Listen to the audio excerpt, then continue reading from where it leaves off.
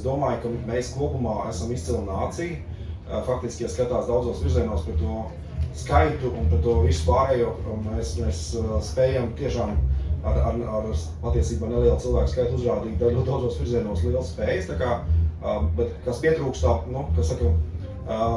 pietrūkst spēja uzvesties bezkaunīgāk un ņemt tos riskus, jo caurmērā es redzu nācijas, tos pašus lietuviešus tā tālāk, kur nav ne tikai nav labāk, bet daudzos gadījumos ir sliktāki, teiksim, vājāki, bet vienkārši tā bezkaunība un, kas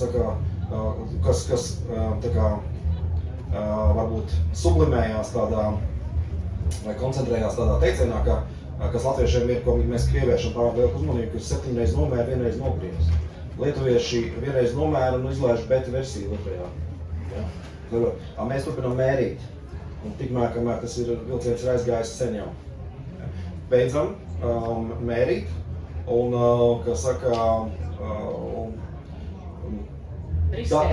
riskējam daram, un ja ir kāds, kurš var, meklējam, kam piekļauties, un savukārt strādājam mēģinam visu kopā būt gudri.